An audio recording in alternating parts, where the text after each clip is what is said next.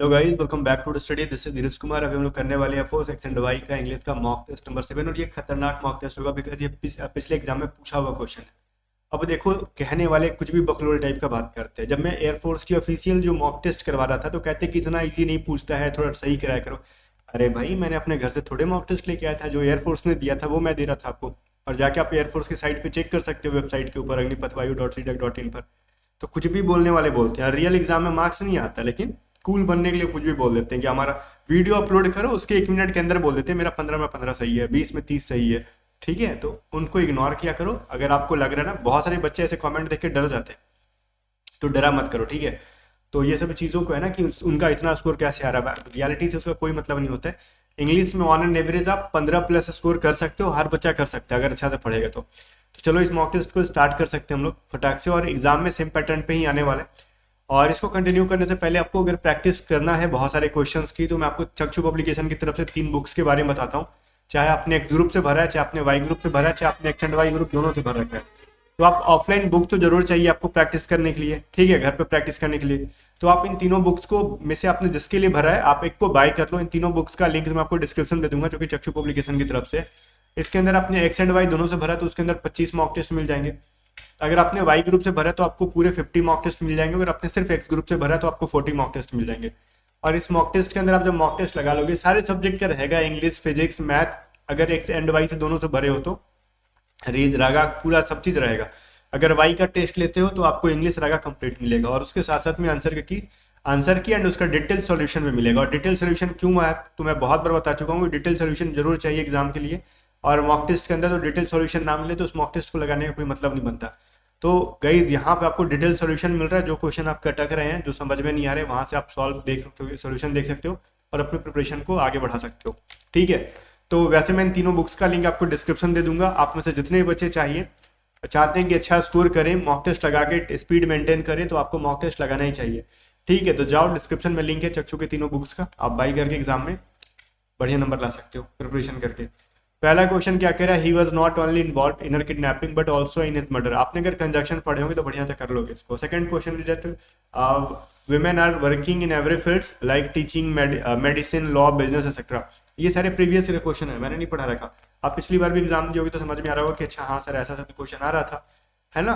तो ये सारे क्या है ना कि he was not only involve in her kidnapping but also in her murder. Guys, इसमें क्या एरर है, दिमाग लगाओ। कहोगे सर नॉट ओनली के साथ बट ऑल्सो तो है, तो क्या दिक्कत है? क्या किडनैपिंग में कोई प्रॉब्लम है या फिर मर्डर के स्पेलिंग में कोई दिक्कत है? देखो मैं बताता हूँ। नॉट ओनली बट ऑल्सो का यूज तो ठीक है, नॉट ओनली के साथ बट ऑल्सो आता है, आपने सही पढ़ा, लेकिन इनकी पोजिशनिंग भी सही होनी चाहिए ना। देखो यहाँ पे बट ऑल्सो का यूज कहाँ पे है, in his murder, in her murder. ठीक है, तो इन हर मर्डर की तरह एक और वर्ड क्या है इसके अंदर, इन हर किडनैपिंग। दिख रहा है, सेम यूनिट टाइप का लग रहा है मेरे को यहाँ पे। तो यहाँ पे नॉट ओनली के बाद क्या एक वर्ब आया है V3, तो मेरे को या तो बट ऑल्सो के बाद कोई V3 आना चाहिए, लेकिन सेंटेंस में दूसरा कोई वर्ब का थर्ड फॉर्म है नहीं। तो हमारा जो ऑब्जेक्टिव यहाँ पे बन रहा है इन हर किडनैपिंग, उसके किडनैपिंग में, तो हमारे सेकंड ऑब्जेक्टिव हमारे पास इन हर मर्डर। तो जब बट ऑल्सो के बाद इन हर मर्डर है तो नॉट ओनली की पोजिशनिंग भी इन हर किडनैपिंग से पहले करोगे, तो इन्वॉल्व पहले आएगा, नॉट ओनली बाद में आएगा। ठीक है, तो यहाँ पे जो वर्ड है तो क्या हो जाएगा सही आंसर इसका, he was involve not only in her kidnapping. तो ठीक है, तो यहाँ पे ए में क्या दिक्कत है भाई, यहाँ पे क्या हो जाएगा, ही वॉज इन्वॉल्व पहले आएगा। ठीक है, नॉट ओनली उसके बाद आएगा। उसके बाद आपका पूरा सेंटेंस सही है, in her kidnapping but also in her murder. ठीक है, तो नॉट ओनली बट ऑल्सो के पोजिशनिंग पे भी थोड़ा सा फोकस करना है, ऐसा नहीं कंजक्शन को जहां मन वहां बैठा दिया, खाली उनका पेयर देख लो कि नॉट ओनली है तो बट ऑल्सो लगा दिए, सही हो गया, ऐसा नहीं होता। सेकंड क्वेश्चन है, women are now working in every field like teaching, medicine, law etcetera, law, business etcetera. No error. इसके अंदर कुछ एरर है? कहोगे नहीं सर कुछ भी एरर नहीं है, मार दो ऑप्शन नंबर डी। बट मैं कहता हूँ इसके अंदर एरर है। बोलोगे कहाँ एरर है, मतलब कहाँ एरर है? विमेन के साथ आर लगा है, कोई दिक्कत नहीं है। एवरी फील्ड्स मतलब बहुत सारे लोग हैं तो फील्ड्स का फील्ड्स बना है, तो फिर दिक्कत क्या है पे भाई? एवरी के साथ हमारा सिंगुलर क्या होता है, कोई भी जो होता है नाउन, प्रोनाउन या फिर कोई भी वर्ड आएगा वो सिंगुलर होगा। तो यहाँ पे एवरी फील्ड होगा ना कि एवरी फील्ड होगा। ठीक है, ईच एंड एवरी के साथ क्या होता है, हमेशा सिंगुलर नाउन होते हैं। ओके, तो यहाँ पे फील्ड होगा प्रत्येक क्षेत्र में, ना कि प्रत्येक क्षेत्रों में। प्रत्येक क्षेत्रों में नहीं होता, प्रत्येक क्षेत्र में। ठीक है, तो ऑप्शन नंबर बी में यहाँ पे भाई एरर है। आगे चलते हैं हम लोग। कह रहा है I met him dash a year before. अब इसके आगे ईयर के पहले क्या लगेगा? बोलोगे सर ईयर तो पढ़ने में लग रहा है कि एक वो है, ववेल साउंड दे रहा है, ए ई आई ओ यू टाइप का साउंड दे रहा है, बट ईयर बोलते नहीं इसको, ठीक है, हम लोग ईयर बोल रहे हैं इसको, ठीक है, ईयर ना कि ईयर। तो ये क्या है, कॉन्सोनेंट साउंड देता है, तो इसके पहले ए का यूज होता है ना कि एन का, ए ईयर होता है। वैसे तो ईयर नहीं होता, र नहीं, र साइलेंट हो जाता है, लेकिन र साइलेंट होता है तो इसको पढ़ते क्यों है, ठीक है। आगे देखो, he requested all his office dash to join him at the party, मतलब उसने अपने जितने भी ऑफिस के हैं उनको रिक्वेस्ट किया कि चलो भाई ज्वाइन कर लो पार्टी को। तो ऑफिस में जब सो साथ में काम कर रहे हैं उनको कॉमरेड्स कहते हैं, या फिर कंपेनियन कहते हैं, या फिर कलीग्स कहते हैं, या फिर कोलैबोरेटर्स कहते हैं गाइज, जो आपके साथ काम कर रहे हैं, ठीक है, तो उसको क्या कहते हैं, सहकर्मी। तो सहकर्मी का इंग्लिश क्या होता है, कलीग। तो कलीग का ऑप्शन नंबर सी में हमारा सही मीनिंग है, कलीग्स, ठीक है, सहकर्मी। आगे बढ़ो, आगे देखो, अगर ग्रामर में आपको प्रॉब्लम आ रही है तो आप क्या कर सकते हो ना, इस बैच को ना, जस्ट जो 600 की बैच थी अभी 500 की, मतलब ये कंप्लीट बैच, अगर इसकी फुल बैच लोगे जिसमें पीडीएफ वगैरह सब कुछ इंक्लूडेड है, तो उसकी प्राइस एक्चुअली 500 है, लेकिन आपको बेसिक कंसेप्ट वाली क्लास खाली मैं दे रहा हूँ लास्ट टाइम के लिए 29 फरवरी, जैसे कि आज आपका 28 फरवरी हो गया, कल तक इसकी मैं प्रमोशन करूंगा, उसके बाद इसमें इनरोलमेंट बंद हो जाएगा। 29 फरवरी तक जितने बच्चे इनरोल कर पाएंगे, ठीक है, फिर उसके बाद इसकी इनरोलमेंट बंद हो जाएगी। तो 29 फरवरी से पहले अगर आप इसमें ज्वाइन कर लेते हो तो बेटर रहेगा। इसकी प्राइस 153 रुपीज़ है, 150 है लेकिन 3 रुपये टैक्स जुड़ जाती है, 153 रुपीज़ है। तो जहाँ पे आपको कंप्लीट इंग्लिश ग्रामर पढ़ाया जाएगा, रगा के अंदर के सारे टॉपिक्स पढ़ाई जाएंगे डिटेल में, खाली यहाँ पे 15 मॉक टेस्ट भी दी जाएंगी, लेकिन इसके अंदर जो पीडीएफ जो हमारी आती है, जो पेड पीडीएफ है 220 रुपये की आती है, वो इसके अंदर अवेलेबल नहीं है। वैसे तो और भी पीडीएफ आ रही है, ग्रुप के मैथ फिजिक्स की आने वाली है बहुत जल्द, तो वो सभी चीज़ें इसके अंदर इंक्लूडेड नहीं है, ठीक है। तो आप लास्ट टाइम के लिए ये कर सकते हो कि इस बैच के अंदर ग्रामर बहुत अच्छे से पढ़ सकते हो, अगर कोई भी टॉपिक खराब है तो, या फिर अपने वाई ग्रुप से ही भर रखा है तो आपने इसका रगा के अंदर का कोई कंसेप्ट मैथ रीजनिंग जीके है वो पढ़ सकते हो, ठीक है। तो इसको कहाँ से करना, आपको A to Z स्टडी आपको डाउनलोड कर लेना, लिंक डिस्क्रिप्शन में दे दूंगा आपको।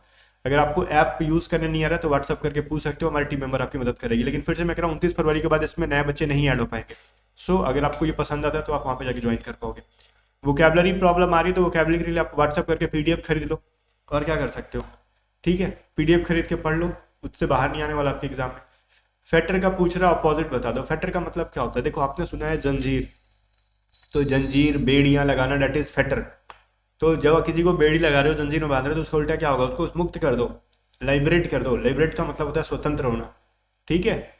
चलो इसका मतलब होता है जंजीर या फिर बेड़ी, बेड़ी, ठीक है, चूड़ी नहीं बेड़ी। आगे बढ़ते हैं, लिबरेट का मतलब हो गया स्वतंत्र करना। साइट का पूछ रहा है, विच बेस्ट एक्सप्रेस, मतलब सिनोनिम पूछ रहा है आपका साइट का। साइट का मतलब क्या होता है, सबसे पहले तो ये पता होना चाहिए, उल्लेख करना। क्या होता है भाई, उल्लेख करना, दैट इज कोट। कोट का भी मतलब वही होता है, ये कोट करो किसी चीज को, आप उल्लेख करो उसके, ठीक है। तो कोट का मतलब होता है साइट, मतलब उल्लेख करना। फिर कह रहा है चूज द मिसस्पेल्ड वर्ड, इसके अंदर आपको मिसस्पेल्ड वर्ड बताना हो। Allowance, almighty, sorry alliteration, allowance, almighty, eliminise. तो इसके अंदर कौन सी स्पेलिंग गलत है भाई, तो एलिट्रेशन की स्पेलिंग गलत है। एलिट्रेशन का मतलब होता है, मान लो कोई चीज है, कोई नाम आपने या फिर कोई वर्ड लिखा आपने, तो उस वर्ड की जो स्टार्टिंग लेटर और एंड लेटर सेम आ रही है, तो दैट इज एलिट्रेशन, अनुप्रास कहते हैं उसको। तो एलिट्रेशन का सही स्पेलिंग क्या होता है, AIITE होता है, एलिटेरेशन, ठीक है, तो एलिटेरेशन होता है, तो TE होता है। तो ये चीज आप याद रखोगे, ऑप्शन नंबर ए के अंदर एरर है। 8th नंबर क्वेश्चन कह रहा है careful in the spending of money, time etcetera, मतलब बहुत एक ऐसा इंसान जो बहुत ही केयरफुल होता है टाइम को स्पेंड करने में, पैसा को स्पेंड करने में, मतलब इधर उधर नहीं स्पेंड करेगा। पैसा भी खर्च करना तो सोच के करेगा, टाइम भी कहीं खर्च करना सोच के करेगा। उसको क्या कहते हैं, वन वर्ड बताना आपको। उसको हम लोग इकोनॉमिकल कहते हैं, ठीक है, किफ़ायती होना। उसको माइजरली नहीं कहते, कंजूसी नहीं कहते, उसको हम लोग इकोनॉमिकल कहते हैं, दैट इज किफ़ायती। हाँ, एक तो चीज़ मैं यहाँ पे आपको बताना चाहूँगा, पंक्चुअल का मतलब होता है जो टाइम को लेके बहुत ज़्यादा डिसिप्लिन हो, दैट इज पंक्चुअल। लेकिन यहाँ पे सिर्फ टाइम के बारे में नहीं कहा गया, मनी के बारे में ऑल्सो कहा गया। तो जो टाइम को लेके अगर सिर्फ कहता है दैट इज पंक्चुअल, यहाँ पे सही हो सकता था, बट यहाँ पे मनी वगैरह सब कुछ कर दिया है, तो आपको यहाँ पे इकोनॉमिकल करना पड़ेगा। रेड लेटर डे एक ईडियम है जिसका मतलब होता है बहुत ही ज़्यादा क्या होना, कुछ होना बहुत महत्वपूर्ण डे, मतलब यार इंपॉर्टेंट डे हो जाएगा, ओके ना। तो क्या हो जाएगा, इंपॉर्टेंट डे। चलो 10th नंबर है, he said to me we are mortal, इसका ही बता दो, नरेशन बनाना है। तो गाइस पहली बात तो ये देखो, बहुत सारे लोग ना ये आर का वर्ब बना देंगे, पास्ट बना देंगे, बट पास्ट हमने कुछ ऑप्शन में डाला ही नहीं है, तो फिर क्या, वी आर मॉडल, हम सभी क्या है मॉडल है, तो कहीं जब मॉडल है तो ये तो यूनिवर्सल ट्रूथ, और यूनिवर्सल ट्रूथ जब रहता है तो उसको हम चेंज नहीं करते, एज इट इज यूज लिखते हैं। ठीक है, इसको क्या करोगे, he said to me that we are model, इसको चेंज नहीं करने का, जैसा है वैसे लिख दो। ठीक है, तो ये ऑप्शन नंबर किस में है, यहाँ पे देखो सेड का सेड है, सेज है, सेड है, तो यहाँ पे सेज तो बनने नहीं रहा, ये तो सेज नहीं बनेगा। ठीक है, तो यहाँ पे वी ऑल लगा दिया, ही एंड आई कर दिया, तो सभी चीज़ें गलत हैं, और यहाँ पे तो सेज गलत कर दिया। ऑप्शन नंबर ए हमारा सही है। बी में देखो सेड का सेज कर दिया, इनकरेक्ट है। सी में क्या किया ना, वी ऑल कर दिया, जबकि ऑल हमारे पास ऑप्शन में नहीं है। डी के अंदर क्या दिक्कत है, ही एंड आई कर दिया, जो कि हमको लाना ही नहीं था। तो बचा कौन सा, ए के अंदर सही है। 11 नंबर कह रहा है he had eaten the fruit, इसको आप एक्टिव पैसिव में बताओ, तो ऑलरेडी ये एक्टिव में तो पैसिव बताना है। तो ये पास्ट परफेक्ट टेंस के अंदर है, जब पास्ट परफेक्ट के अंदर रहेगा तो हैड बीन लग जाता है ना, तो हैड बीन कहाँ पे हमारे पास है, ऑप्शन ए में है, और सी में हैज बीन है, तो ये तो इनकरेक्ट हो जाएगा, हैड बीन वाला सही है हमारा, ऑप्शन नंबर ए। ईजी है चाहे बीजी, एग्जाम में आया हुआ क्वेश्चन है। ठीक है, मेरे को भी ईजी लग रहा है बट एग्जाम में आया हुआ, इसलिए मैं करा रहा हूँ, और ईजी ही आता है इंग्लिश आपके एग्जाम का, डिफिकल्ट नहीं होता। एडवर्ब पूछ रहा है सैडनेस का, सैडनेस का एडवर्ब क्या होगा, सैड। देखो सैडनेस का एडवर्ब जनरली एडवर्ब में एलवाई लग के आ जाता है, डेट इज सैडली। ठीक है, चलो कह रहा है रिमूव टू बनाओ, इसका ऑप्शन में जो है वही बनाना है, खुद से दिमाग में लगाने का है कि ठीक है हम लोग टू टू अगर रहता था तो सो डैट करते थे, नौटंकी करते थे, तो वो सब नहीं कह रहे। जो ऑप्शन में उसके अकॉर्डिंग बताओ, it is too hot outside, मतलब वो बाहर से बहुत ज्यादा गर्म है, तो it is very hot outside, it is hot outside, it is not cool outside, none of this. तो गाइस यहाँ पे वो कह रहा है बहुत ज्यादा बाहर से गर्म है, तो डेट इज बहुत ज्यादा के लिए वेरी हॉट हो जाएगा, ऑप्शन नंबर ये हमारा सही है। आगे देखते हैं, कह रहा है Mrs Indira Gandhi died dash her country. देखो पहली बात तो डाइड ऑफ, अगर डाइड ऑफ आएगा तो मतलब किसी बीमारी से मरना, ध्यान से समझना समझना, फिक्स प्रीपोजिशन है, बीमारी से मरना, तो वो बीमारी से तो देश के लिए नहीं मरी थी, अब पता नहीं कैसे मरी थी। ठीक है, शायद किसी ने मार दिया था, क्या किया था। अब लेकिन मैं ये कहूँ कि अगर मैं ये कहूँ ना डाइड, जो हमारा फिक्स प्रीपोजिशन है वो सुन लो, फ्रॉम, किसी एक्सीडेंट से, मतलब किसी अन्य कारण से मरना, लेकिन वो मरने के बारे में कह रहे हैं, लिए मरना। अब मैं बोलूं डाइड फॉर, डेट इज देश के लिए मरना, किसी चीज के लिए मरना, किसी चीज के लिए मरना। तीनों में क्या फर्क है मैं समझाता हूँ। अब लास्ट वाली चीज का मतलब मरना नहीं हुआ, अगर मैं बोलूँ ना मैं तुम्हारी मोहब्बत में मतलब कुछ भी कर सकता हूँ, मर सकता हूँ, मैं तुम पर मरता हूँ, इसका मतलब अगर मैं बोल दूं ना किसी लड़की से मैं तुम पे मरता हूँ, तो इसका मतलब मैं उसके ऊपर मर जा रहा हूँ जाके, ऐसा तो नहीं है, मतलब मैं उसके प्रति पागल हूँ। ठीक है, तो डेट इज डाइड फॉर, ठीक है ना। लेकिन इन दोनों का मतलब हो गया मरना, अगर रियली में कोई बीमारी से मर गया तो डाइड ऑफ हो जाएगा, लाइक कैंसर, कॉलेरा वगैरह वगैरह चीजें। अगर कोई एक्सीडेंट वगैरह से मर गया तो डेट इज डाइड फ्रॉम। लेकिन अगर किसी चीज के पीछे पगलाइल है या फिर उसको बहुत ज्यादा लगाव है, प्रेम है, तो डेट इज डाइड फॉर, मतलब उस पर जान न्यौछावर करता है, उसके लिए उस पर मरता है, जो भी कहते हो, तो ये हो जाएगा died for. Mrs Indira Gandhi died for इस कंट्री, मतलब वो देश के लिए मरती थी, ऐसा कहा जा रहा है।